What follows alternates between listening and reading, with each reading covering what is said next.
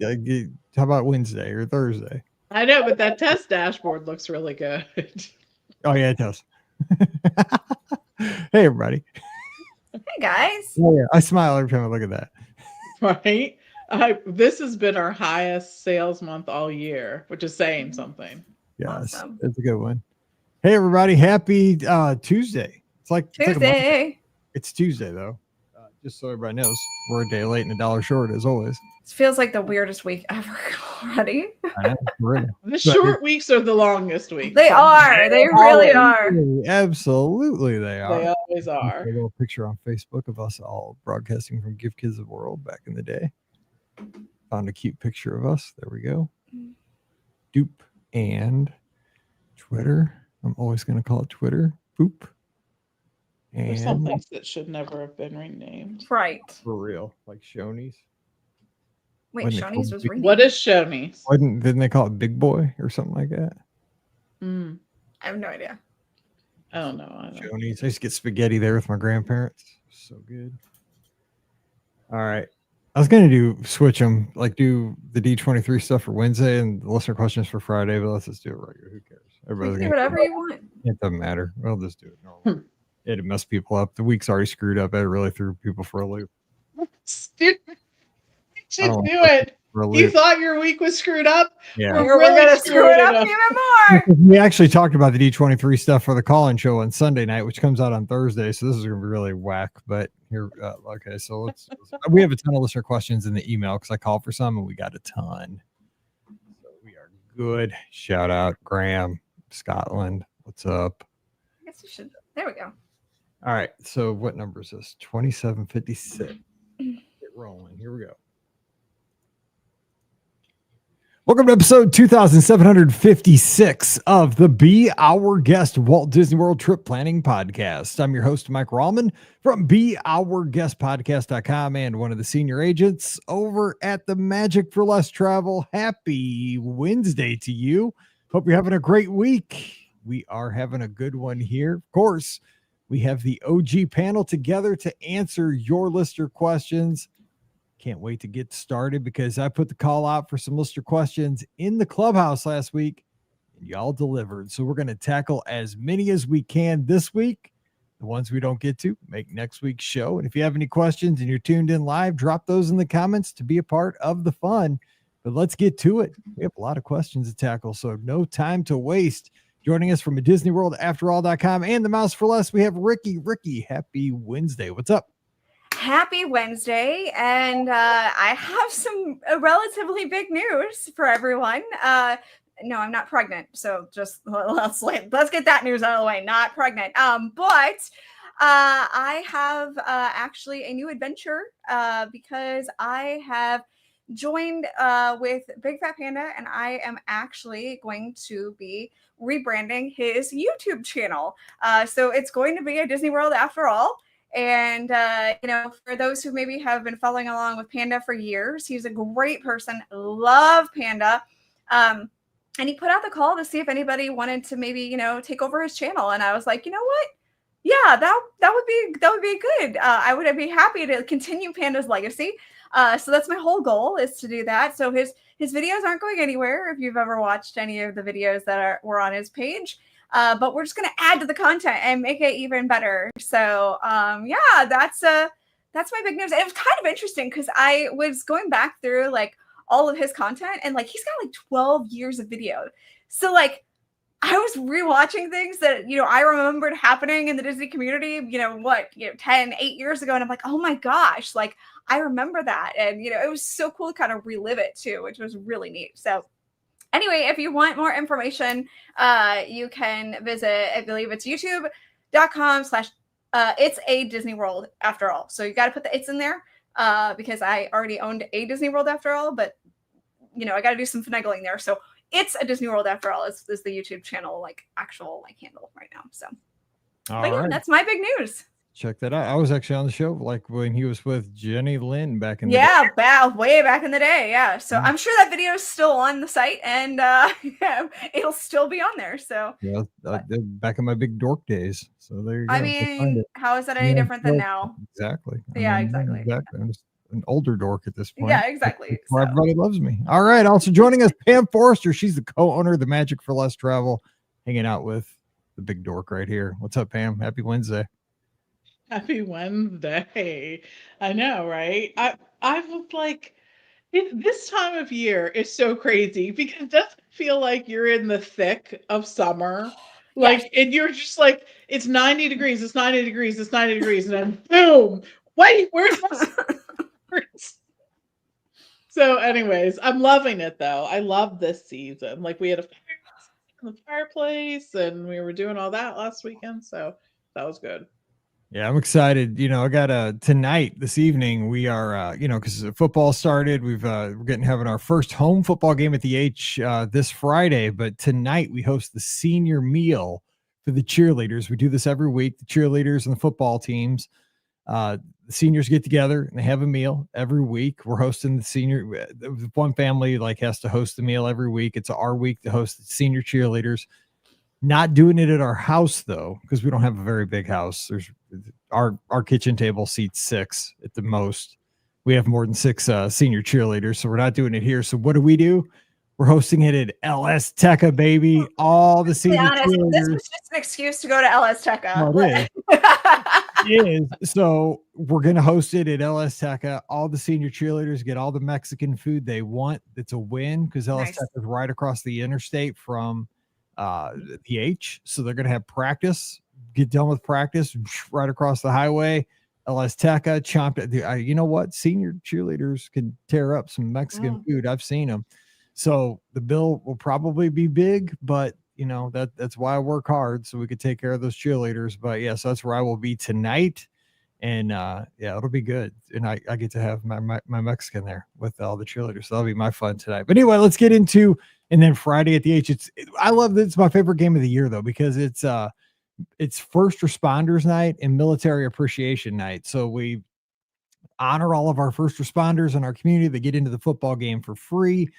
Military members, veterans, everybody, we salute them. We do all that. Sometimes we have the helicopter fly in the football, land on the field, drop it off before the game. It's amazing. It's my favorite game of the year. So I can't wait for tonight. I don't know if we used to always have the helicopter every year, and then all the other schools want to have the helicopter do the thing where they land it and they drop the football off. And then last year they said they couldn't do it because all the other schools wanted it too. And so to be fair, we can't do this anymore at the H because everybody else wants it. I'm like, come on now. That was our thing. Because one of the teachers, that was her husband, flew the helicopter. But, what are you going to do? All right. First question of the day comes from Robin. She says she's from Queens. Hey, BOGP crew. I'm planning to go on a Halloween on the High Seas cruise in 2027. When or which week would be the most affordable time to go and book? Of course, I'll be using the Magic for Less when the time comes. Thanks for spreading the magic, Robin in Queens. So obviously the 2027 Halloween season is not out yet. Right now we can book through early 2027, that first couple of months of 2027. But Pam, give some general advice for when the time comes for Halloween on the High Seas 2027. Give me a few minutes before we have to go that far in the calendar, though. Please. I know, right? It will be here before we know it, though. So when you're looking at a Disney cruise, first of all, you're thinking ahead, which is always the best strategy for getting the best price because Disney cruise prices are lowest when they're first released and they have tier pricing.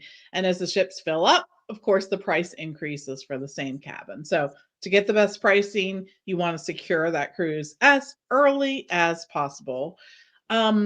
Also, one of the things you want to do is avoid holidays whenever possible.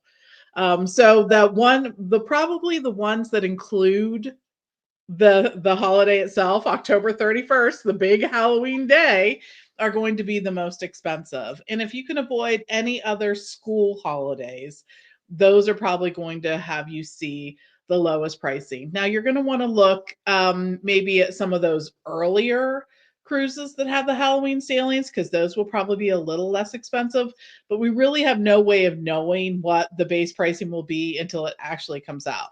But we'll look in there and say, okay, of these 4 weeks, this cruise is going to be your least expensive and help you find a good one. Yep. Summarizing, I'm gonna be like a chat bot here for Pam, right? It's an AI. Here's the Mike chat bot real quick. Avoid Halloween, avoid the Columbus / Indigenous Day weekend, because that'll be a big weekend that'll get expensive. Yes. And look early in the season. That's probably your 3. Book early, book often. Exactly. I mean, hey, That's the only cruise strategy. Book as often as you can. That's Scotty G's method. He just got back and he's going again soon. So that's what he does. Hey, and I've had guests. I mean, I'll tell you, shout out Becky over in the clubhouse. She books early and often. I love it. She's got the greatest strategy ever. Shout out Becky. Let's go. All right, next question. Play areas for toddlers. This one, let's shoot this one Ricky's way. Hey, Mike, saw your plea in the Discord and heading down to Disney in mid-September, the 14th to the 17th. We're staying in celebration. I'm looking for off the beaten path places for our almost 2-year-old to get the wiggles out in a relatively contained place. The obvious ones that stick out are Casey Jr. and the Magic Kingdom and Journey of Water in Epcot. However, are there some hidden gems out there that I haven't thought of in each park? Thanks. Vance is in Central Illinois. Let me tell you, Vance, there's this great place over in Animal Kingdom. It's called the Boneyard. It's playground. Stop. It's so cool. You are so rude. It's got this like stop. These cargo nets. It's the best playground ever. So You're so rude. You're so rude. My bad. You're a day late and like 4 weeks short. Okay, go ahead, Ricky. Sorry, it's not there anymore. It just closed this week. It did. No, unfortunately, that's not an option. So it was awesome though back in the day. It was awesome. I mean, I did take Lucy in there and she really liked it. Although hang on, we gotta stop because every once in a while we gotta hit this button this week.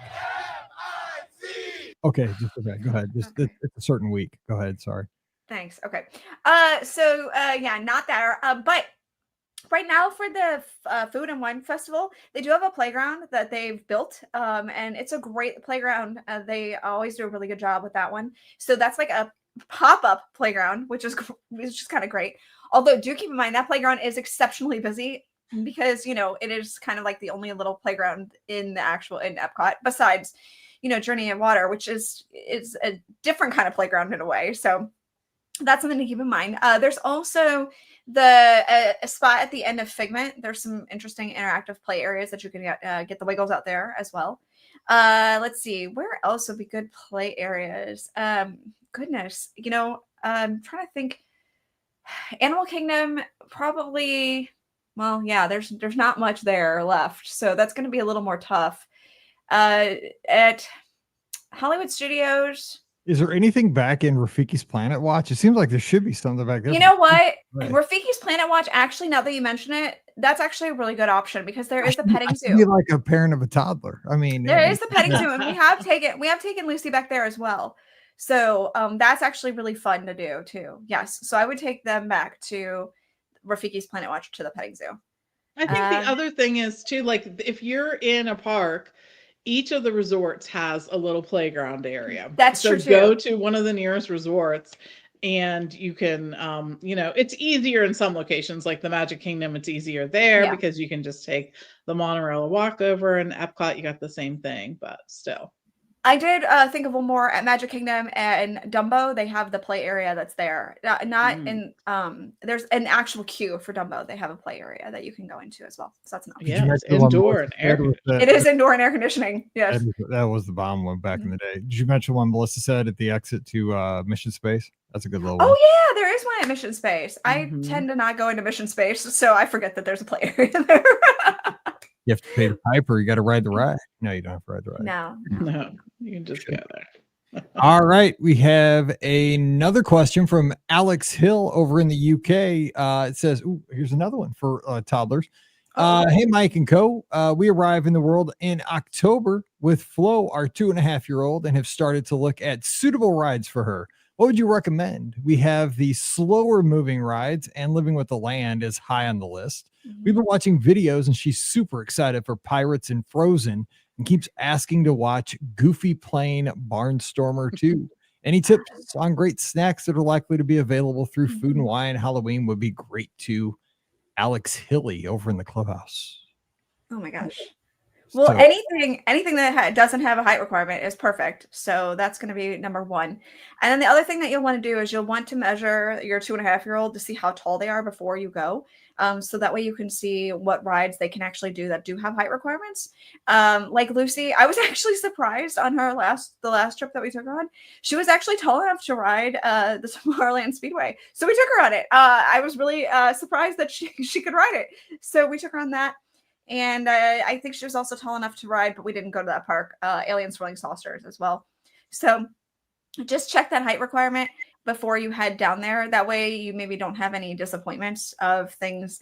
So I do know, obviously, Barnstormer does have a height requirement. So you want to make sure that there's no disappointment when they get there and they can't ride it because they're not tall enough. Or they're like just on the cusp right there and don't quite make it. So just keep that in mind too. But really, honestly, anything that doesn't have a height requirement, I've pretty much taken Lucy on. So it's a great, and we mentioned Rafiki's Planet Watch. Rafiki's Planet Watch is a great spot to go because they do have the petting zoo there. And Lucy loved the petting zoo back there.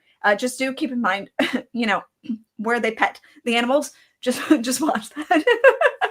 But other than that, the petting zoo is great. So don't milk the animals. I will say one thing too for the Tomorrowland Speedway. Do ride that, and one of the things to do: get a selfie with your kid driving absolutely the car at some point during the ride, because that is going to be something that is just fun to have later on. Because like when Mallory got her driver's license, it's a cool picture to have, like the selfie of like the kid driving the car when they're 3, you guys cruising around in that little like my first car was an MGB. It didn't look much different than like the Tomorrowland Speedway cars. It was barely bigger than that.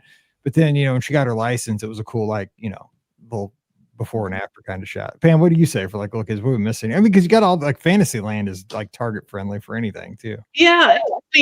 This question comes up so often about what rides they'll be able to ride. And the vast majority of rides at Walt Disney World do not have a height requirement. And that might be probably contrary to many theme parks or amusement parks in your area, because I know the one sort of near us, there's a ride, there's a small kiddie section and that's it. It has like maybe 4 rides and then that's it. Yes, you're right. So Walt Disney World's very different in that space. And I think that's always, that's why it just feels a little more inclusive, I think, for the family to be able to experience it together. And I think the other thing is if there's any kind of special event or whatnot going on, take advantage of that.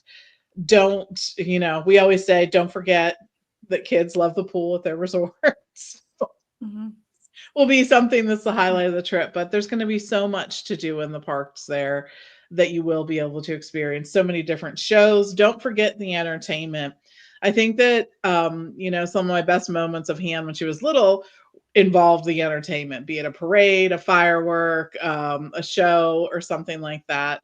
Also, meeting the characters becomes a big thing for, kids and adults alike. But I think that always offers like a really cool opportunity as well. Just watch, because sometimes they are a little scared of the characters.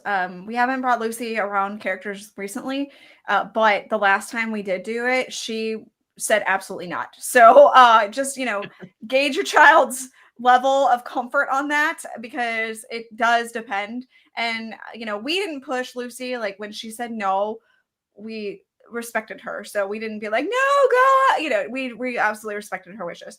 So, don't push your child if they are a little afraid, because that's never good either. So it'll take them longer to like characters at that point if you do that. So at least in my, estimation. So I would definitely say let them go at their own pace on the character thing. So also, all little kids are scared of Jayhawks.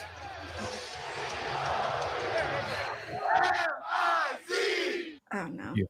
All right, Paul has a question in the inbox here. Hey, BOGP crew, thanks for all you do to partner planning a possible December trip and want to know what you would do. We'd be there 3 days and want to do 2 park days. The cost-effective way is to do a 2-park ticket. We know we want Epcot, Candlelight Processional, but what other park would you pick that time of year? Or would you make a second park a party? And if so, which one? Also, for our no park day, what is your favorite sit-down lunch spot not in a park, and your favorite dinner spot not in a park? Thanks and be well. Paul from New Jersey, our good friend over in the clubhouse, keeps it real. All right. So first part, it's a 2-day park ticket. Would you go 2-day Magic Your Way ticket and go to 2 parks, or do just 1 day and like a Jollywood Nights and a Mickey's Very Merry kind of situation? Oh, that's That is tough. tough. I know. It really is. Because sometimes when you do the party, you don't feel like you get the regular park experience. I And agree. so that can be, but if you're going specifically to enjoy the holiday stuff, there's some really cool stuff that happens both at Jollywood and Mickey's Very Merry. So if it were sort of a focus on doing the holiday stuff, then I think I might pick one of the parks, one of the parties. I would say Um, Paul, because I know Paul. I mean, we talk a lot in the clubhouse. He goes frequently. Like, he knows, he's been many times. Like, so then the it's party, seasonal then I trip. would say I the would say party. the party. I would say Okay. not for Candlelight Processional, and do whichever one you think you're going to get more out. And I would say Jollywood, because it's so unique. And I love the studios at Christmas. I do Absolutely. too. The I think studios it's at the Christmas best. it's just so cool. Like, I just love the aesthetics of it. I No. agree. It's the first of all, I think it's one of the best parks at night. It just has a Mhm. very unique look to it, and I think it's just enhanced by the lighting and everything that they do there. But then the other thing is that in the holidays, it's decorated so fantastically that it would be worth doing. Yeah, it's my favorite park for the holidays as well. So I would consider Jollywood for sure if you're gonna do a party. All right. So today, that's the bell, by the way, for this week. Instead of the bell, you're getting MIZs and ZOUs, because it is a special week around these parts. Okay. Favorite sit down lunch spot, not in a park. So where are we going for lunch for Paul? You know, I'm going for lunch. I'm going to Grand Floridian Cafe is on my, I kind of want a little Grand Flo Cafe. Okay. Oh, Especially wow. at Christmas. Well, this year might be different though, because all the because if the bar's done, it might be prettier. Yeah, Oh, no, yeah. they're not putting up they've already said they're not putting up the I don't care about the stupid little Gingerbread house. gingerbread house. That thing doesn't do anything for me. Like, I'm not a gingerbread guy, but I'm sure it'll be pretty. I mean, I'm sure going to decorate. I think it's still going to be under construction pretty much. So they've Okay, pretty much then- they've made that pretty clear. Okay, then for lunch, I would go maybe. It's heavy though, with Spring Canyon, but you might regret that. That's heavy for lunch. I think something like Grand Floridian Cafe is like, you're probably not going to hurt yourself at lunch. Like, I go heavy at dinner. I don't go heavy at lunch. I am actually I can't pronounce it, but that's a great choice. I was going to agree with Melissa. Whatever. I was going to agree with Melissa as well. Wailulu. That was actually one of the things that popped in my head. Yep. And if it's not Wailulu, if you want counter service, then Captain Cook's, I feel like, is another really good option as well. Both those were in my head. So I was on a Polynesian kick at that moment. Well, where'd you go for dinner? Somewhere besides like Magic Kingdom area, because we kind of wore that out. I think Ale and Compass is a great spot. And you could do lunch or dinner there. So that would be there. And I think the other thing is the cake bake shop. I will tell you, I have eaten at the cake bake shop quite a few times since it has opened. Probably like 6 times already. Like, that's how much we've liked it. And that's in the actual restaurant. That doesn't even count the cake pieces we have purchased from there. And I will say I've walked away every time really happy. We've just gotten good food. And I think especially for lunch, they have like a half soup, half sandwich kind of thing, or a salad and a sandwich. It is so good. And I will say that chicken velvet soup, get that. It's fantastic. Ooh. So it's okay, that sounds good. I need to try that. Yeah. And their arugula salad, which they serve like as an option with just about everything that they have, fantastic. I know, right? Who would have thought that I'm like the biggest fan of the cake proponent? Yeah, no kidding. I'm like, all right. So I have a couple of choices. The first is going to be if you didn't do Wailulu for lunch, maybe consider that for dinner, because then you can get a view of the castle, and if you are lucky enough, you might be able to catch the fireworks, which is another added bonus. I feel like that's a really great bonus. But I feel like we haven't mentioned it, and I feel like you almost have to go to Disney Springs. That is the other my option. gosh, you been at Disney Springs at Christmas? No way. Heck no. I know it's busy, Dude, but you've got the you Christmas kidding tree me? stroll. No, that's my nightmare. Dude, you just gave me my nightmare tonight. Thank you. You've got the Christmas tree stroll, and it's absolutely beautiful. And No. it's another experience that they can do. I feel like most restaurants at Disney Springs are going to be a great option. Of course, I'm going to throw out Homecoming because I feel like that's a really good option. But not a you know what? Let them have the choice. If they want to go experience Disney Springs. Dude, my brother, I don't wish this on you, but Ricky's going to put you through torture. Dude, the last time I went to Disney Springs at Christmas, there was a wave of people. Here's how it was. Malcolm, my brother from UK, I was trying to get to Yes, him. I do remember that experience. I was there. I had to get caught up on the wave and go down. It was like a fish, and you literally had to. I got swept up. I went downstream like 100 yards, and then I had to like ease my way till I got caught up in the current to go back upstream to catch him on the back side. That was like Christmas week, though. I feel like that was Christmas week. I hate shopping. But no, go ahead though. If you want to put him into this, go ahead, if you're putting Paul into the meat grinder, go ahead. If they were looking for things to do that were not in the parks, so I gave them something to do not in the park. So take it or leave it. Melissa's a local, and she agrees. Yeah, she's a local. I get that. They're not locals. It's true, all of it. Han Solo said it. Oh, okay, move on. Next question. We are going to the next question. Don't do it, Paul. Don't do it. If you do, think of me. All right, Derek says, hey, BOGP crew, I love doing this show. Since you're looking for questions, I'll start asking now for our trip later this year. We'll be arriving on Black Friday to the Boardwalk Inn. Oh, man, another day you don't want to be shopping. We have no park tickets for this day. Don't go to Disney Springs that day, then. A 7 p.m. flight turned into a 7 a.m. flight, so we just added an extra resort day on the front end and plan on exploring the boardwalk area when we arrive. That is a good call. Unless the temps call for taking advantage of the free water park day. What dinner ADR would you recommend for a family of 4 kids, or for a family of 4? Kids are 14 and 7 in that area. Thanks for all you do and bringing this amazing community together. Derek is in New Hampshire, and I have your answer. Beaches and cream. Yes, that's exactly where I was going. Good choice, Mike. You actually made a good choice. Yes, thank you. Good job. I can't even stop the crowd. The crowd is going wild. They won't stop. Because the thing is, it's casual. It's your first day. Like, you know, get little beaches and cream, then you hop in the pool. You don't have to worry about the water park day even, because I don't think they're offering it that time of year. Right now, they haven't announced it, at least, because it's Black Friday. They said in 2026 right now it's going to be a summer thing, right? As far as we know. That they said summer, but I think we'll just have to see till 2026. Yeah, we don't know that it'll be in effect in November of next year, but. Even so, Boardwalk's got an awesome pool. So you get there, you just chill. Because even if you don't have an ADR, you can get an ADR. But even if you don't get an ADR, you can get a walk up. You just stroll over there, get on the list, hang out for a little bit. Boom, get in there. Man, what a great way to start a vacation with like a burger, chili, onion rings, and a shake. Boom. Then you're already like,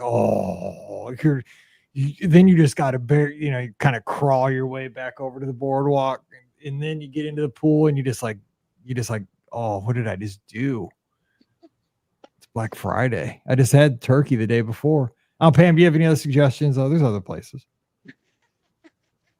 I mean, there's lots of places, but Beaches and Cream is that's a great location and easy. The other thing that would be easy to get to is anything on the Skyliner line, because we're all fans of Primo Piatti over at the Riv. Yep.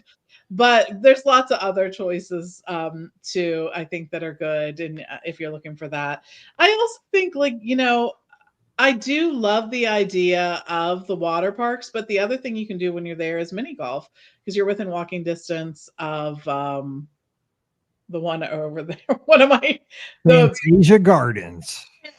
I knew that you'd know it. It's not Winter Summerland or the other, but even if you want to take the bus over to Winter Summerland, you could do that as well. So there's mini golf. It's time every time we do it, and you'll be there during a time of year that I think it was during a time that's not super hot, right? So I was thinking that to begin with. So yeah. Yeah. Oh, also, I'll say, I was a fan of Rosa Mexicana. Like, if you want to like a sit down place that's kind of under the radar that you can get to really easily from the boardwalk, just walk right over to I think it's in the Dolphin. Boom. It was good. And it wasn't like super fancy. Like your 14 and 17, 14 and 7-year-old would be perfect in there if they like Mexican food. Boom. You could just walk there and get it. It was good. Get the tableside guac. They bring it out and it looks like a little percussionist. Yeah, anytime they offer tableside guac, get it. That's my rule. It was my life rule. Yes, it was good. I'm just saying, if you're good, I mean, who doesn't like Mexican? Rose Mexicana, a little hidden, and it's probably easy ADR to get because people don't know about it. Katie has another question. Oh, she's sweet. Listen to this. Hey, Mike, Pam, Rikki, Scott, and Riley. I got to give it again. That's the ding for today. What's the scoop on Princess Yoga as far as transportation? I've heard that everyone took the ferry from the TTC to the Magic Kingdom, but now that yoga is at the studios, I assume we are busing it. Will there be fewer buses than race morning? I can barely touch my toes. I don't know why this tin woman has signed up for yoga, but I'm excited to do it with my mom. Thanks for keeping me company in my ears every morning when I run. Katie is in Prescott Valley, Arizona. Oof, you know what? I think you might have stumped us on this one. I've never done yoga at a race week. I've done all the races and all the distances, but I have never signed up for yoga because that would be the most hilarious thing in the world. I would love to see that, actually. If you sign up for it, I would like to be there to watch. Me too. If they put a $50 bill on a yoga mat, I probably wouldn't even be there because that'd be that painful and that embarrassing. It'd be horrible. I don't know what the situation is with the yoga, but we can put a call out over in the clubhouse and let us know because I'm sure folks have done it. This is obviously for Princess. I mean, I would say that they would have information. They would share information with you at that point that you pick up your packet and stuff like that.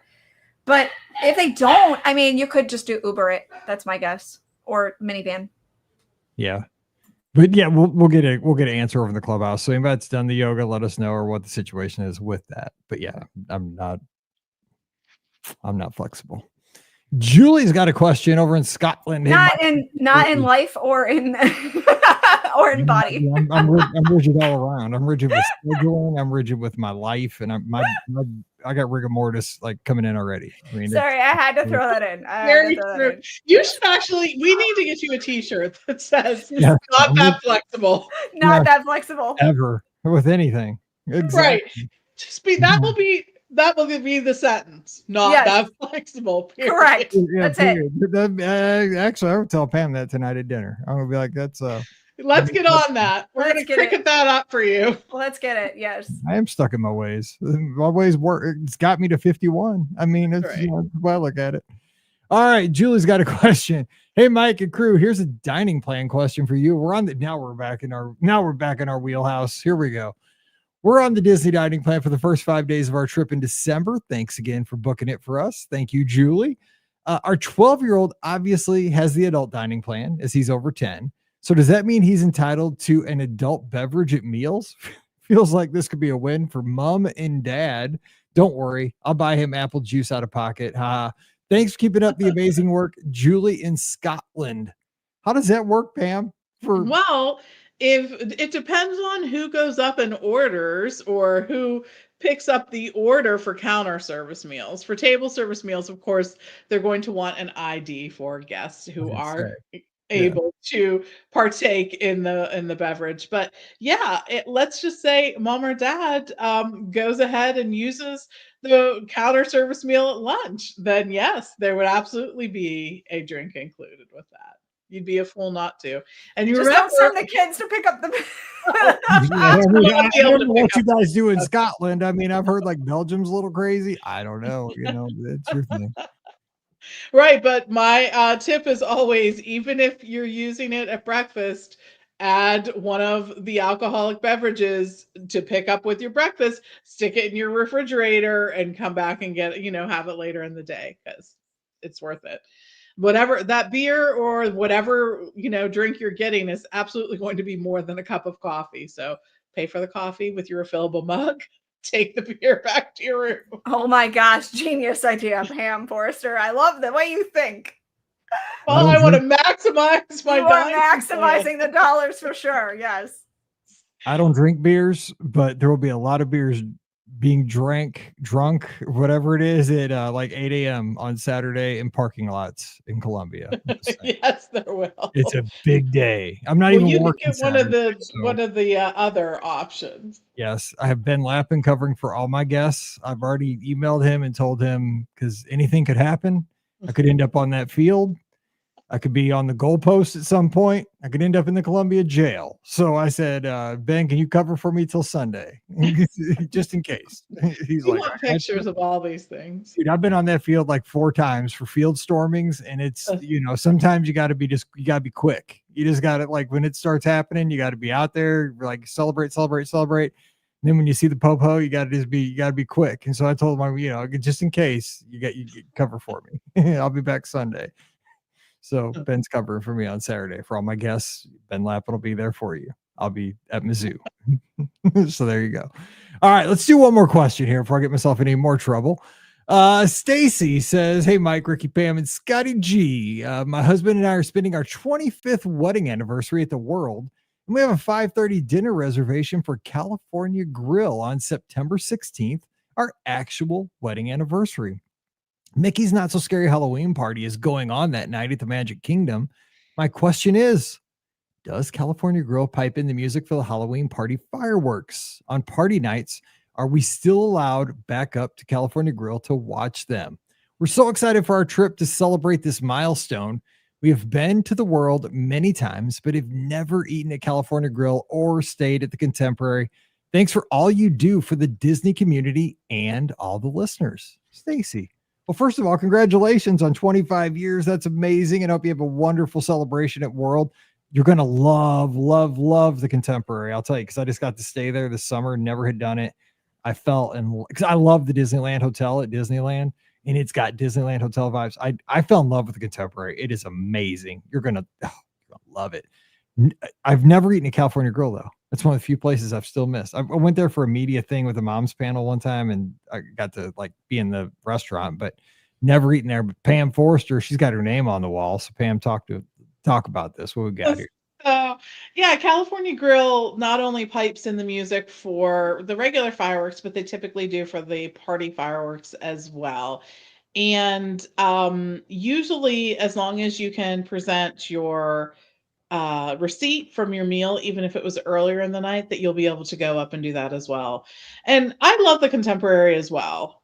It has a very cool vibe. And I think that when they redid those rooms to make them themed after The Incredibles, it sort of fits with the vibe there. It's sort of retro, yet contemporary, yet it has sort of that mid-century modern sort of vibe. It's just a very cool thing. They gave the rooms that zhuzh that they needed.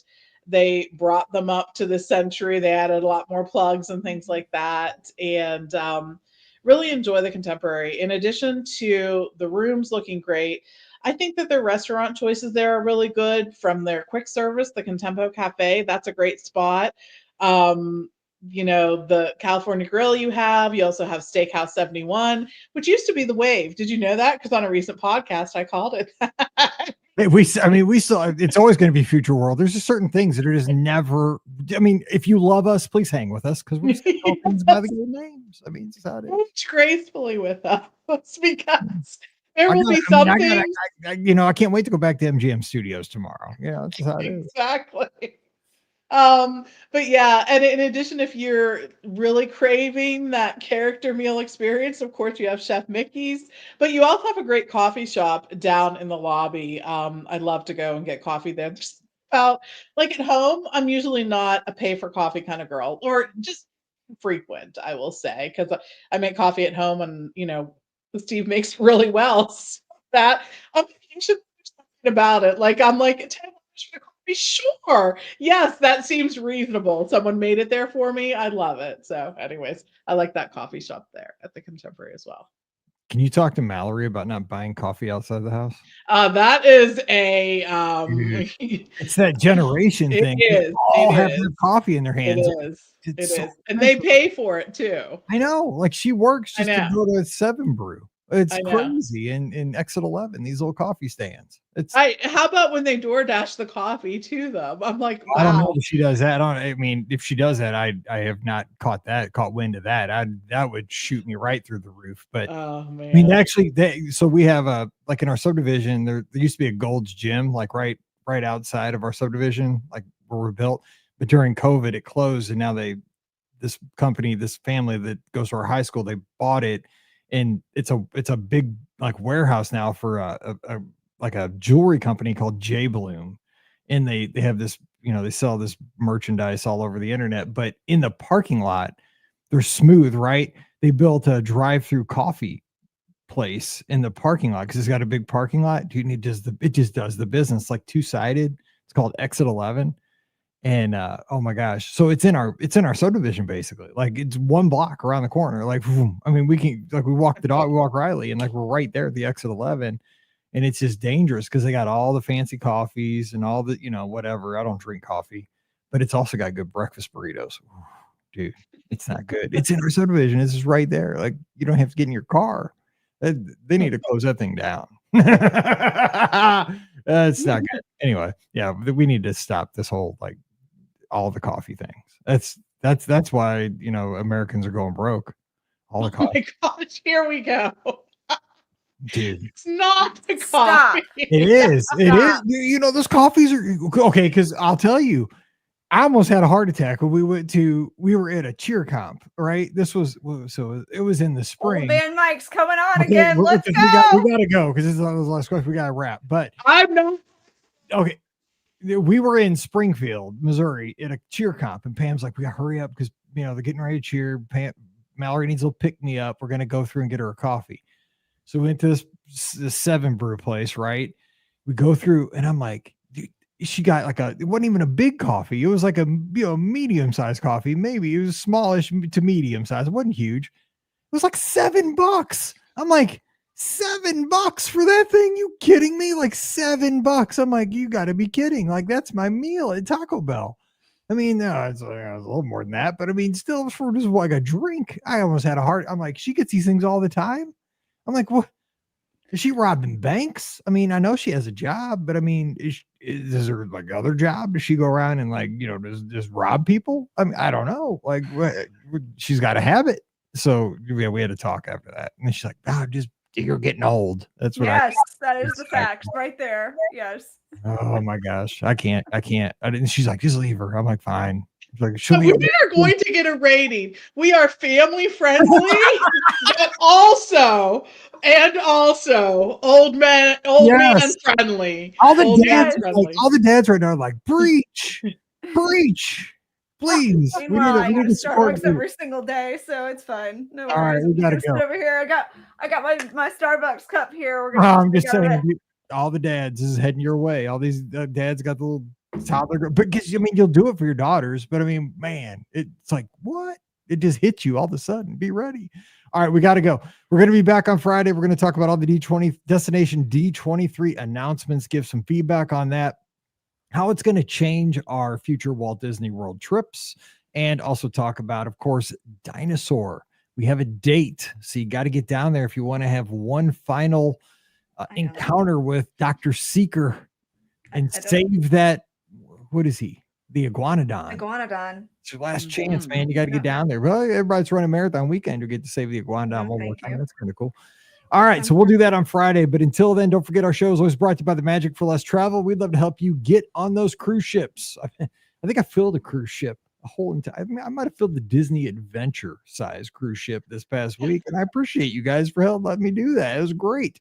But man, I'm exhausted. But it's great. Let's go. Let's keep going though. And you want to go to World? You want to go to Disneyland? We can book Disneyland for 2026 now as well. It's a great time to be a Disney fan. And the best part, our services are absolutely free to you. So all you got to do right now, swing by themagicforless.com. All that information is right there for you. Fill out the quote form. We take it from there. We have a great time planning that trip together, and we get you to your favorite place. So check it out today over at themagicforless.com. Please also use our Amazon affiliate link. It's beourguestpodcast.com/Amazon. And thank you for supporting us on Patreon. That keeps us on the air. That gives you all these great dad hacks and all my old man musings. Probably like, I'll pay you $10 to shut up about that stuff, instead of the $5 to support us on Patreon. We can do that too, whatever you want. But come on over. You get a bonus show called Mike in the Midwest every week. It's on Sunday mornings. I have my Coke Zero and I just talk about life in the Midwest. It's great. My childhood, dude, all kinds of stuff. So coming over, we'd love to have you at patreon.com/beourguestpodcast. Thanks to all our supporters over there. You can follow us on the social media. I'm at beourguestmike on Instagram, Twitter, and Threads. You can follow Pam at TMFLT Pam. You can follow Ricky at Ricky Nibs. But come over to the clubhouse, beourguestpodcast.com/clubhouse. That's where we all hang out. It's free for everybody. It's our Discord server. We have a blast there. And then join us Sunday night for the live call-in show, 7 o'clock Eastern, 6 o'clock Central, Facebook, YouTube, Twitter, Instagram, or Twitch. And we'll take your calls and have a good time talking Disney. All right, till Friday. Hope you guys have a great Wednesday. Stay safe, stay healthy, and we'll see you real soon. $13 at Starbucks. What? Oh my God. Oh my God. Holy cow. I hope it was like 3 coffees or something. Oh my dude, I would fall out. Hope you got one of those boom kunchkins or whatever those are called. And she was at Epcot. 2756.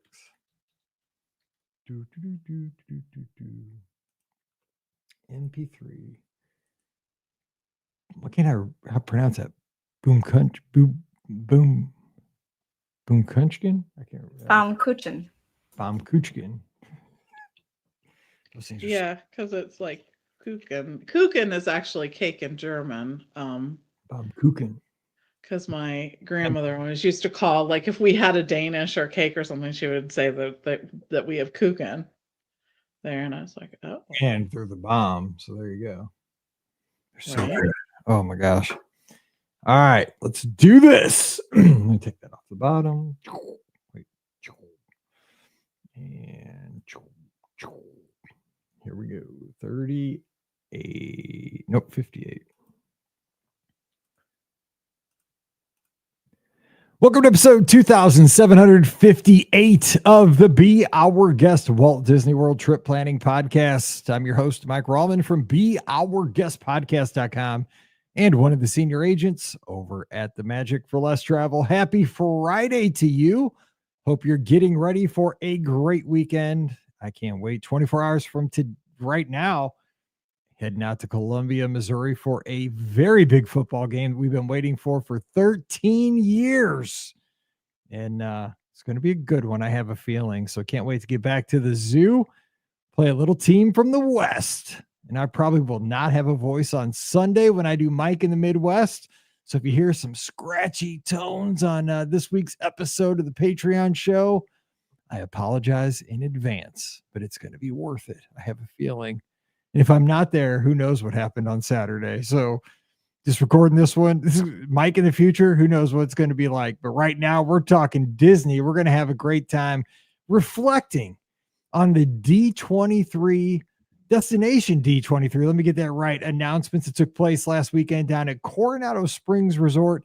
I like to think about all the Disney fans sitting around sizzling fajitas at Maya Grill, reflecting on color palettes for Cinderella Castle. How Disney is that? How meta. That was probably awesome. So that's what we're going to do today without the fajitas. Well, virtual fajitas, maybe. It depends where you're listening to the show. You might be eating fajitas while you're tuned in. That's a great thing about podcasts. So joining me, we have the OG crew. Ricky's here from a DisneyWorldAfterAll.com and the Mouse for Less. Ricky, happy Fridays are made for fajitas. So hopefully you'll have some fajitas in your future. What's up? I'm gonna have a crying 2-year-old, that's for sure. So yeah, I don't know about fajitas. Maybe Mexican could be in my future, but we shall see what is gonna happen this weekend. I don't have any big plans, so we'll see. I think Brian has to work though, so maybe not a lot. So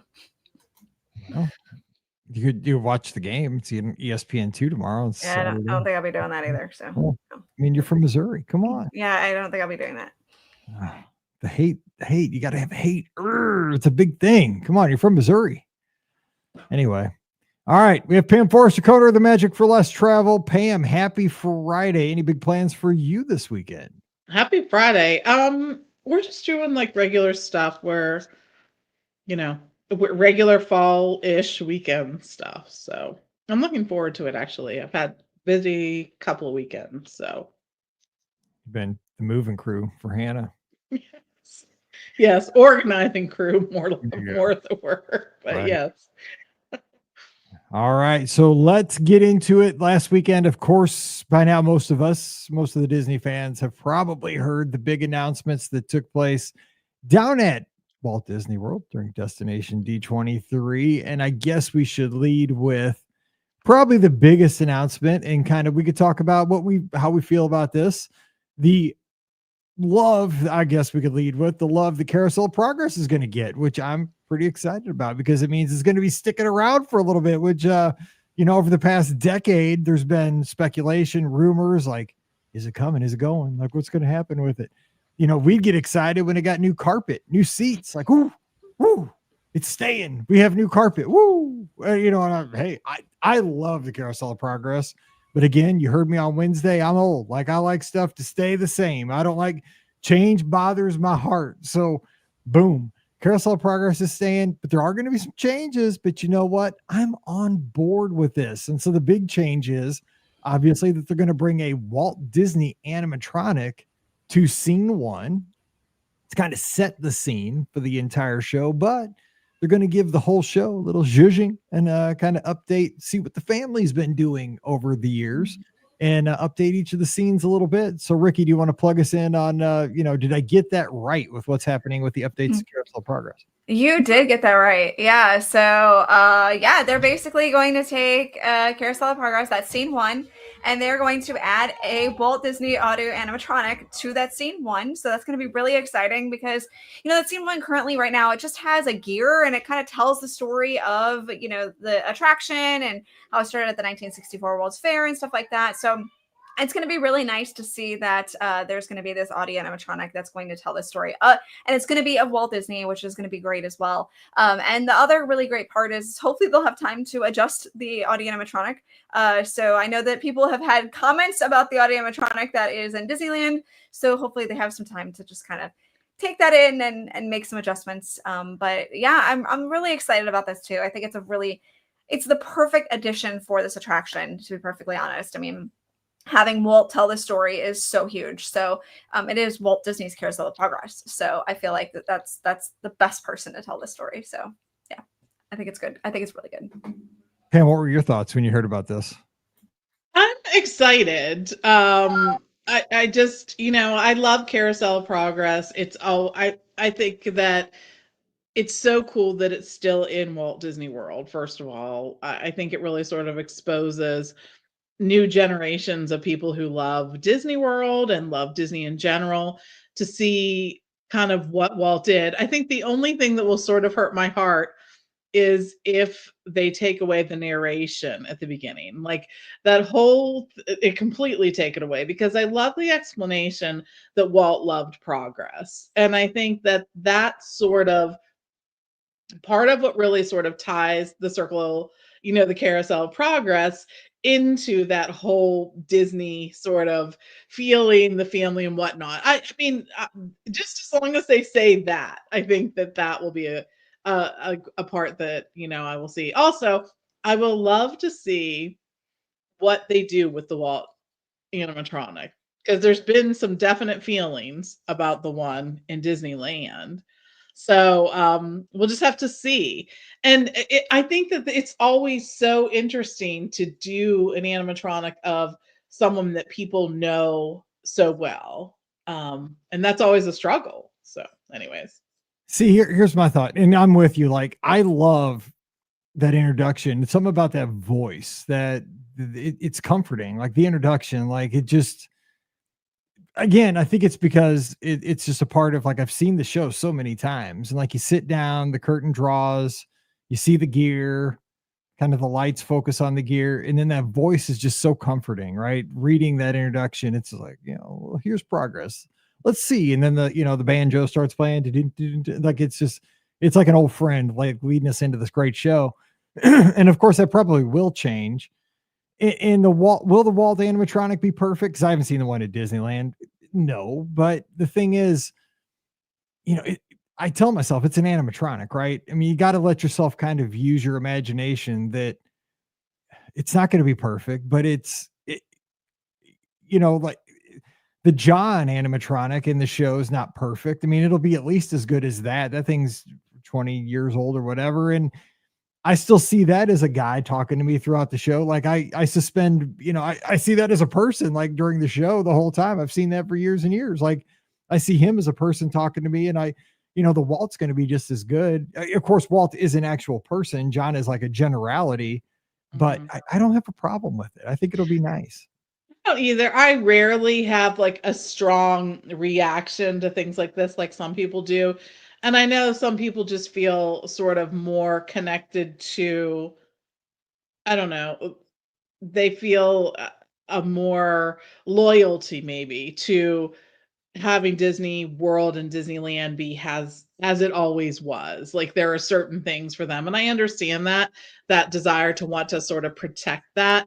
But I think that Carousel of Progress is such a great example that Walt did love progress, and he meant for these parks to keep evolving. And I love to see each time they make these announcements like that. So it will bring more people into one of my favorite attractions at the world.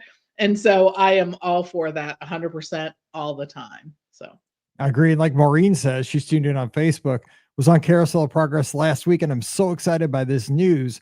I was on this ride at World's Fair in 1964. Made my day that my granddaughter left the ride singing the song. So look at that. I mean, what a connection. She was on the ride in 64 at the World's Fair in New York. That's crazy. And now her granddaughter got to experience it, left singing, "There's a great big beautiful I mean, how like it bridges generations. I mean, isn't that kind of like what we all hope for our Disney vacations, right? Is that we make multi-generational memories. I mean, that to me, that's exactly why we go. I mean, I took my grandma on Carousel of Progress, and it was, before she passed away, and it was so cool to get to experience it from her point of view because she lived it. She lived a lot of those times. So getting to talk to her about Carousel of Progress and what she actually experienced was really cool. So that was, you're right. It's all about the generational stuff. So really neat. So let me ask you this real quick. I don't want to make this the whole show because there's a couple of announcements we've got to tackle. What do you do with the last scene? Like, because they are going to, they're going to get in there and do things.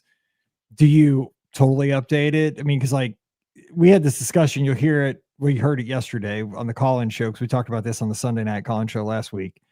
And we had some discussions. Dennis talked about this. We had it's so, that last scene is so problematic, right? Because you can't go with the technology of today, because as soon as you do that, it's outdated. Like by the time you finish like doing the work on it, the physical work, like say you go with like the latest version of Chat GPT, like the cutting edge of AI, that next year, that is just way behind already. Things move so fast. Because like it's so cringy when you see right now the screen with like the VR helmet, and they're talking about a car. Every time she says car phone, I just like cry, because like nobody calls it a car phone. Laser disc and stuff like that. Like, Pam, what would you do with the last scene there? Like, because if they're going to go in and do stuff, what do you do? I think I would sort of have it be. It has to be at the holidays, first of all. Oh yeah, keep it, please. I love Christmas. Yeah, please, exactly. please, yes. It has to be that. It has to have a few generations of the family. And I think what I might do is have sort of a tongue-in-cheek discussion about all the things that they thought were going to be like the newest thing over, you know what I mean? Let's say the past like 100 years or whatnot. And I might put in a few things that they could easily update for the future. You know what I mean? The future.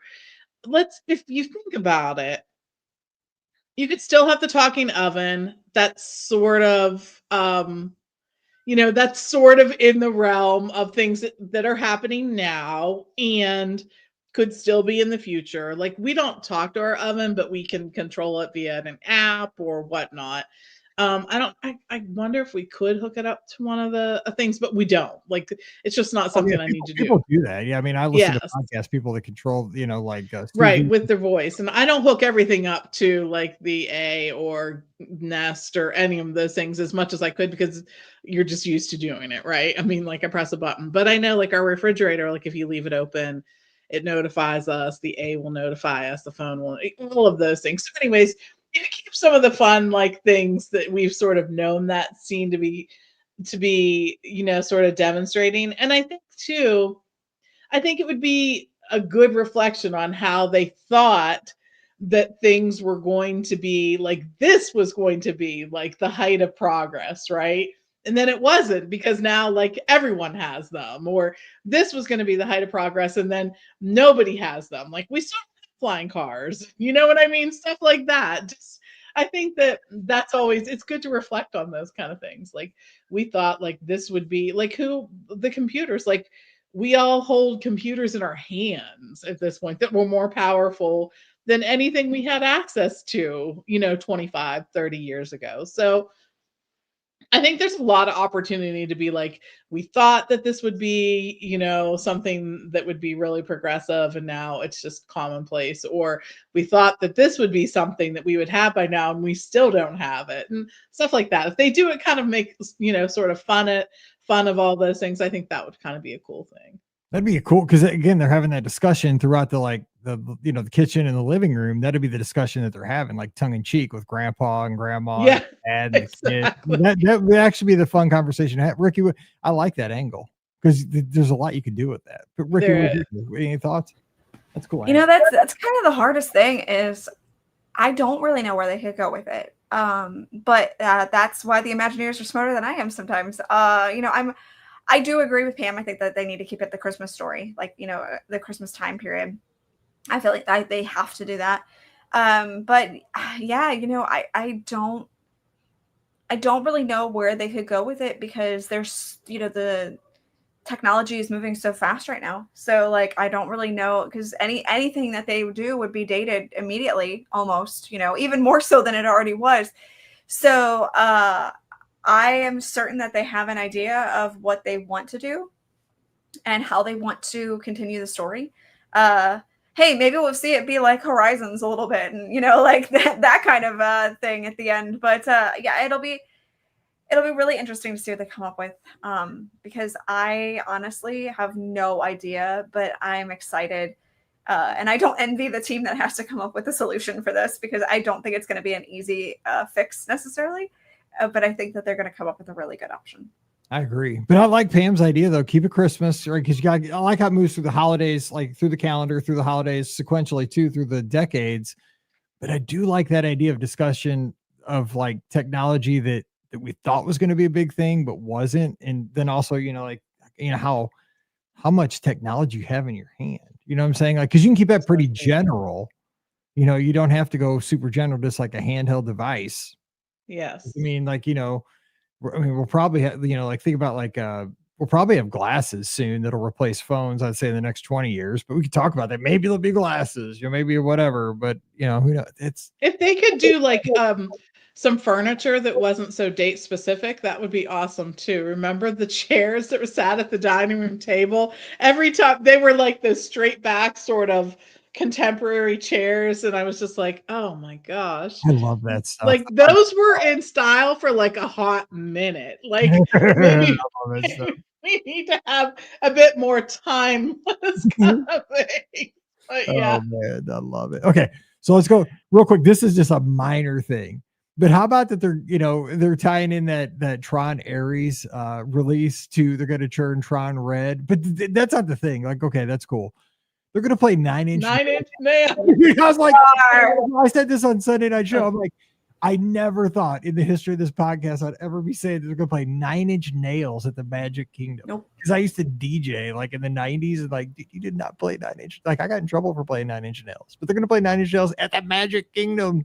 But I've know. heard from Mike D in the clubhouse that they actually do soundtrack music that's not as heavy. They as do. Trent does too by himself. He does. Yeah. Okay. See, I didn't know soundtrack. that. So he does Yeah. soundtrack music. I He was does. thinking like of, like that old song that was like Closer or whatever from the 90s. Dude, that was wild. You were picturing Closer at the Magic Kingdom. Yeah, I was like, dude, I got trouble playing that song back in the day. Like, what are they playing? What are they doing? Because I didn't listen to them. But I was like, people would ask for that. I'm like, I don't think I can play that. I didn't know. So yeah, I mean, 9 Inch Nails coming to Tomorrowland. There you go. Any thoughts? Excited? I mean, it's not hard to do. It's a quick little thing. No, honestly, it's the soundtracks. It's funny. I have a playlist that I play when I'm working a lot that is just all of movie soundtracks or background, whatever. And it's like that whenever you hear something, it takes you right there to that feeling. So I can see that kind of thing happening here. Interesting for sure. I mean, I think that's the whole thing with the Tron canopy that I've loved from the beginning, and I know so many other people have too. It has the ability, just by changing the color of it, to sort of make that look completely different, don't you think? Yeah. Yeah, I agree. And that starts September 15th. So folks coming down, the next it's gonna go into effect like in like a week and a half. So you'll be down Right? in June and get to experience this. And I think it's it's never gonna degrade your experience. You're just gonna get a No. new music, and it's gonna be red instead of blue and whatever orangish color. So I think that's cool. Seasonal things like that are fun. It's an easy way to make a change for something too. Yeah, just flip a switch, I guess. I mean, it's probably not that hard. I can't imagine just load in another MP. It's probably more than that, but I don't know. I say it's easy, and it's probably not that easy. People are like, yeah, kid, it's not that hard. You go do it. You go do it. But whatever. Maybe it's simpler than MP3. All right, so let's talk about the castle. They're going to paint the castle back to the old style. New color palette, grays, back to the, kind of more neutral colors. Get rid of the pinks. Again, I'm liking this. Kind of matches the sky. Some people like the 50th color palette, the pinks and the kind of bling blingy looks grown on people. What say you, Rikki, to this? I think it's a really good move. The time has come for the castle to be repainted. I mean, it was for the 50th anniversary that they painted it kind of that rose gold color. And now it is time for it to be restored back to its original beautiful colors. So I'm here for it. Let's go. Let's restore that castle and make it the way it was. I think that's a really, really great idea. So I'm here for it. Let's go. Yeah. And the announcement said it was kind of to bring out the original architecture to kind of, show off that, which, hey, I mean, it's an amazingly beautiful structure. I think a lot of people just kind of pass by and don't, I mean, I have luckily kind of over trips where I'm exhausted from like marathon weekend and I just, take it slow because I have to. And I've, just get under the castle and just take pictures shooting up from different angles. And I mean, the turrets and just the details on that castle are amazing. And yeah. So Pam, what do you think though? I mean, you got a good 5-year run there with those new colors. Is it time to go back to the OG palette? Yeah, I don't think it will be exactly like the OG palette, right? I think they'll probably make that blue a little more, I don't know, sparkly or maybe more vibrant, or something about it will be whatever, something that we, can really sort of connect with more. They always want it to look good in pictures, right? So I think they'll sort of amp up that color a little bit, but it will be the original color palette. And I'm excited about it. And I will tell you, as I was watching all the announcements, the one I saw people talking about the most was this one, that they were just really excited about this. So it sort of gives you sort of some insight into what people really value and enjoy. And Stephen, Hannah, and I were talking about actually the cake, when it was the cake. Remember how people felt very strongly about that? I can see us being at a point where we're almost ready to go back to the cake at some point. There will be a retro cake that comes in. I would like it. I mean, I saw the cake. I was there one time when the castle was the cake. And I'd be for it. I think know, right?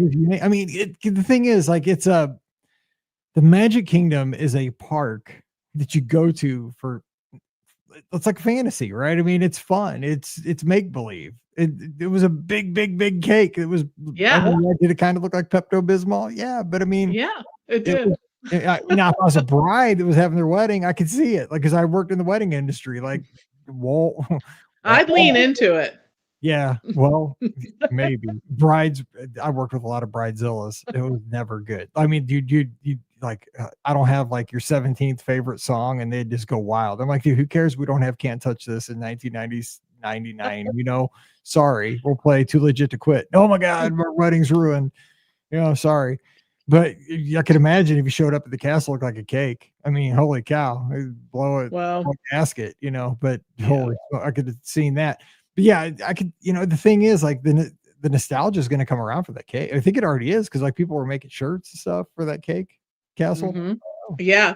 I could see Oh, that. and Hannah and her friends, like that generation, are like, we wanted to see the cake. We would love to see the cake. I'm like, okay.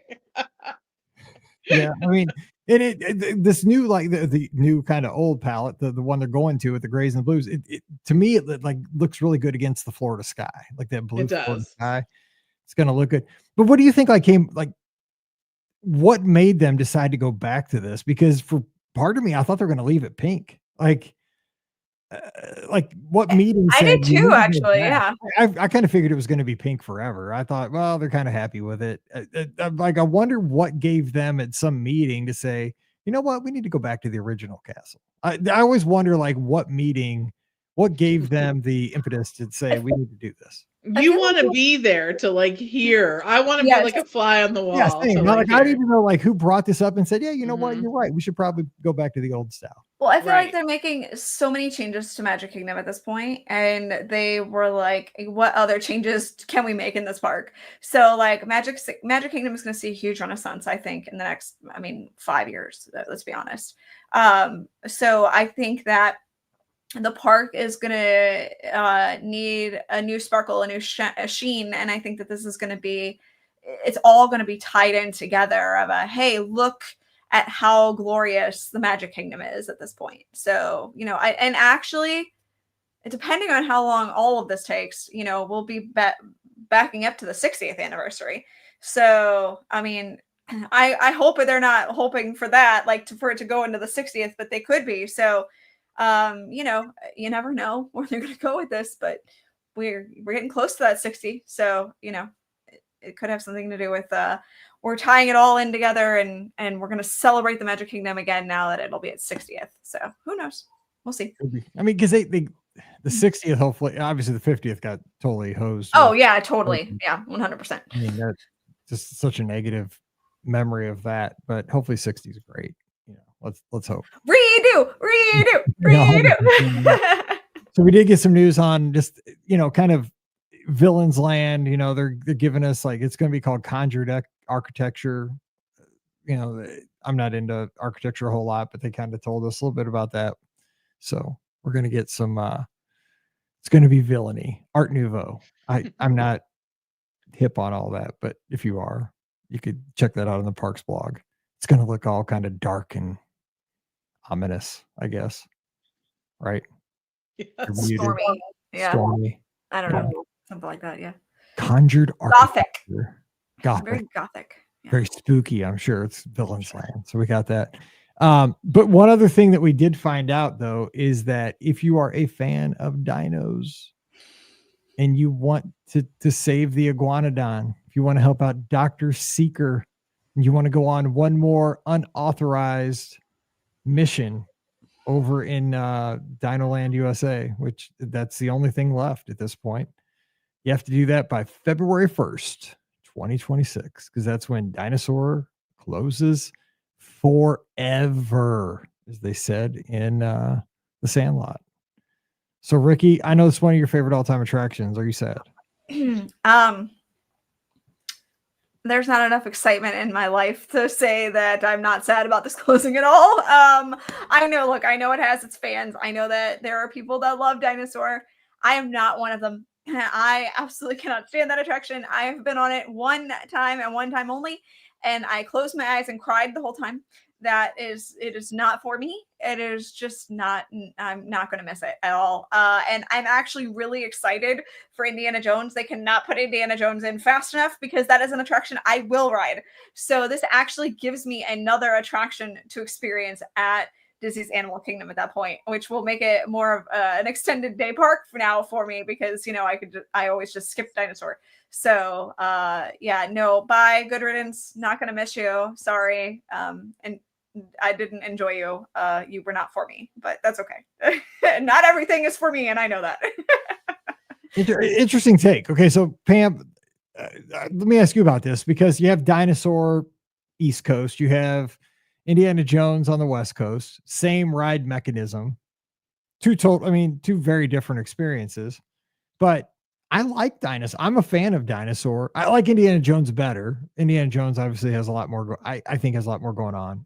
It's way better to me. But what are your thoughts on this going away? Yeah, I mean, I think that Indiana Jones, even though they're the same mechanism and the same sort of ride, just different theming, is definitely a better experience. But I don't know how much better it is. You know what I mean? Like, I know it's better, but I'm not like, oh, it's hugely better. There's something about maybe the fact that I remember doing, Dinosaur from the very beginning and remember that whole thing just sort of, to get us where we are here right now. And I'm with you. I sort of like Dinosaur too. I mean, I don't have a problem with it. It was interesting to see the evolution of Animal Kingdom Park. And that was sort of an anchor for that area, right? The dinosaur attraction. So I think in that respect, maybe I'll miss that just a little bit because it was kind of a unique sort of area of the park. But I'm looking forward to what they're going to do with this. I mean, I think there's so much potential there, and it'll be good to see this, sort of evolve. No, I'm with you, but I mean, I'm with you too. I remember Countdown to Extinction before they, changed the name. Yes. And back in its earliest days, I was actually, do you remember, this is a good point, because think about it, a lot of kids love dinosaurs, like it seems like especially like boys go through like a dinosaur obsessed like stage of their life. I mean, I was one of those kids, and my nephew did it. He has all he goes to Hobby Lobby and gets like the bag of, there's like, you can buy little bags of little miniature dinosaurs, and he knows all their names. Yeah. And lines them up and everything. He's amazing. Yeah. All their names. It's so cool. But, I wish that there was still, because that's like something the kid, but again, that's not really like a kid friendly attraction either. Like, it's pretty terrifying for like a 4 or 5 year old, maybe, right? 42-year-old. It's fine. If it like that. But I mean, you gotta be like 48 inches to ride that thing, or what was the height limit on that thing? You gotta be like 4 foot. I mean, so I guess like what I'm saying is like 7-year-olds are not riding it. I get that little kids on that thing though. I'm pretty small, not small kids, but like 3 or maybe 3rd or 4th graders are on that thing. I can't remember how tall you got to be. I've seen some younger kids on that sucker though, because I see the like ride pictures. There's some younger kids on that thing. Yeah, I agree. I don't have to be that tall, I don't think, because you basically just got to see. Basically, you're just in a Jeep, riding in a rough road. I mean, it's pretty rough, but what I'm saying is a lot of kids have this dinosaur obsession, which I think that's a cool way. And if you think about it too, nobody ever talks about the pre-show. That Bill Nye pre-show thing was pretty cool. Like where he talked about all the eras and, the meteor wiping out. A lot of times you zoom through that, but back in the day when you had long lines, you had to sit in that rotunda. That was a neat part. You saw it many times. Sometimes you saw it. I mean, that's one of the things that we don't talk about a lot is that, Disney does pre-shows and like holding areas so well. Yeah, agree. You didn't want to wait in it, but you had to, and it was pretty neat to do that. But anyway, that was one of those things I really enjoyed. Here's kind of a side tangent on that. Did you guys ever get to see Lucky the dinosaur walk around at Animal Kingdom? Yeah, I did too. I missed it, but that thing was so cool. Like it was. We just happened to be there one day when it was walking around. That thing was unreal. Like it was unreal. Like I got pictures of it on my phone, and it was just like the thing was wild. I mean, this must have been 15 years ago, right? At least, yeah, for sure. Like that thing was just roaming. It had like a cart on it or something. And that sucker was just, it was walking right by where Triceratops spin was. Just roaming, little dinosaur. It is. Thing ever. And the height requirement for dinosaurs is only 40 inches. So it's a low requirement. Yeah. And so, if you have short kids, make them ride it one last time. Yeah. If they don't like it, it'll be gone anyway. Make them ride. That's why we always said to Hannah, you got to ride it once, and if you don't like it, then you don't have to do it again until. See, this is absolutely true for this case. Like, it's going to be gone. Like tell them, look, get on it. I promise you, I'm not going to make you ride again because Disney's going to demolish this sucker on February 1st. I cannot make you ride it. It's going to get changed to Indiana Jones unless you have a fear of archaeologists. I know. And how about the fact? Can we talk about how we continue to do Indiana Jones themed things when we have not had a hit movie in it's been a while. It's been a while. Yes. Yeah. I think that's interesting. It's interesting how some things stay, right? And other things are like, oh, we're redoing this because we're going all in on this. Yes. This is perfect. Let's do Indiana Jones again. We've completely screwed it up other times, but that's fine. Let's just keep going with it. Yeah. They couldn't have come up with another idea, but that was the easy idea, I'm sure. Because our last Indiana Jones movie was in 2023. Yeah, but it also did not do well. Right? That's one people didn't like, right? It had Harrison Ford in it. Mm-hmm. Yeah. Harrison Ford came back for that one. Yeah, but it did not do well. I can tell you that. So I wonder if people like Indiana Jones or if people like Harrison Ford. Good question. Because people tend to like Harrison Ford, I think. But yeah, the Tropical Americas, though, that land's going to be awesome. And with the Boneyard closing this past week, they announced. I thought I saw they announced that on that exact spot is where that carousel is going to go. Isn't that kind of cool? Yeah, so where the playground was, boom, that's where the carousel is going to sit. That's kind of parents can breathe a sigh of relief because the Boneyard was like, your kid always wanted to go to it, but it was like sand everywhere. They got sand everywhere. It felt like you never could exactly keep track of your child in that. You knew they were in there. That was the good news. Like you knew because it was. You knew you were in there. You didn't know where, but they were in there somewhere. Yeah, exactly. It was like a cruise ship. Like you knew they were on the ship. Like they were there. Yeah. And I remember because you're right. Like one time with Mallory, man. Because it had that super tall thing that you could climb. Like I remember, I'm 6'3". I was climbing that thing looking for her because Pam's like, "Where'd she go?" I'm like, "Dude, I was just like eating a French fry because the trilobites or something was across the way, the McDonald's." I was like, I dipped my fry in a couple of ketchup for a second, dude, and she was gone. I'm like, so we freak out, I'm like, this is the second time we're parenting. Like we're not even new parents. How did we lose her? So I'm like climbing up that thing. I'm 6'3", and then I had to go down the dang slide, the twisty slide. I'm like, holy smokes. And it always felt 10 degrees hotter. Oh, it was in the summers like July because we're teachers. It was the worst. It was like being a bad parent. Oh. Like whose idea was this? Kids, your play area is going to be in the desert. Yes. And it had like a rubbery sponge, ground on and you'll like it. Yeah. But it was a good playground. If you're a kid, it was awesome. It was, I guess, but it was just like a nightmare. I will breathe a sigh of relief for that. Love a carousel. It'll be easier. Let's rejoice. Get on a, not a horse, but I guess it'll be dinosaurs or whatever to ride on, hopefully. Yes. No, it's going to be Disney characters, I think. That's what it's going to be. Like woodland animal versions of Disney characters, I think. It's like Bambi. Something like that. Yeah. So you get to ride Bambi. There you go. All right. So I think that's it for our announcements and our takes. Now it's your turn to let us know. You can do that on Sunday night. We did that last Sunday night. We'll have some other topics to talk about, but join us Sunday night for the live call-in show. Scotty G is back from his cruise. He'll talk all about sailing in the flag stateroom. Yes, he was in 6192, had the flag. I don't know if he went out there on the flagpole or not. I don't know if he flew a different flag. Hopefully not, but he was all about it. That veranda was gigantic. I know one of our other listeners booked that veranda this week because Scott showed how big it was. So I'm telling you, it's a big deal. So we'll talk about that in his cruise. He went to he dined at Remy while he was there. Said the meal took 4 hours. So we'll get some highlights from that. I'm like, what was your entree? He's like, dude, I had like 9 courses. I'm like, well, what was one of the entrees? Because I had to FaceTime. I'm like, tell me about it. Anyway, we'll talk about that on Sunday night. So join us 7 o'clock Eastern, 6 o'clock Central, Facebook, YouTube, Twitter, Instagram, or Twitch, and give us a call. Let's talk Disney Sunday.